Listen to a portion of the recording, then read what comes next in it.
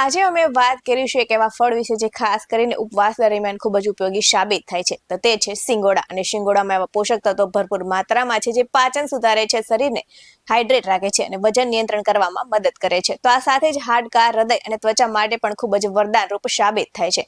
તો ચાલો જોઈએ કે સિંગોડાના નિયમિત સેવનથી શરીર અને સ્વાસ્થ્ય બંને પર કેવી અસર પડે છે. નમસ્કાર દર્શક મિત્રો, BS19 ન્યૂઝમાં આપની સાથે હું છું નેહા પટેલ.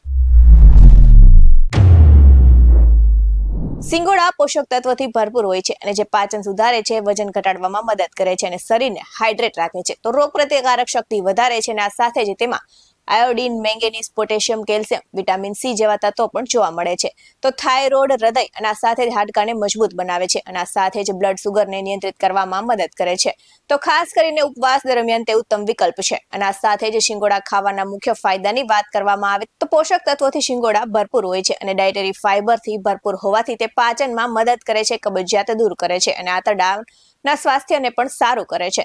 તો કેલેરી અને ચરબી ઓછી હોવાને લઈને ફાઇબર વધુ હોવાથી વજન ઘટાડવામાં પણ મદદ કરે છે અને તેમાં પાણીનું પ્રમાણ વધુ હોય છે જે ડિહાઇડ્રેશન અટકાવે છે અને શરીરને ઠંડક આપે છે. તો પોટેશિયમની વધુ માત્રા સોડિયમ લેવલને સંતુલિત કરે છે અને બ્લડ પ્રેશરને નિયંત્રિત કરે છે અને આ સાથે જ તે હૃદય માટે ખૂબ જ ફાયદેમંદ છે.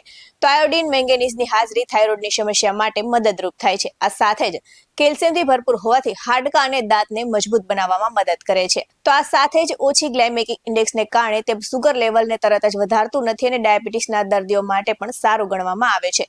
તો સંશોધનકારોનું એવું પણ કહેવું છે કે એન્ટીઓક્સિડન્ટ્સ અને એન્ટીવાયરલ ગુણધર્મો ધરાવતું હોવાથી રોગપ્રતિકારક શક્તિને મજબૂત બનાવે છે. તો તેમાં રહેલું લોરિક એસિડ વાળને મજબૂત બનાવે છે અને ત્વચાને સ્વસ્થ રાખે છે. તો આ સાથે જ શિંગોડામાં રહેલા પ્રોટીન, આયર્ન અને ફોલેટ જેમાંની માત્રા વધુ હોવાથી ગર્ભાવસ્થા દરમિયાન શિશુના વિકાસમાં પણ મદદ કરે છે.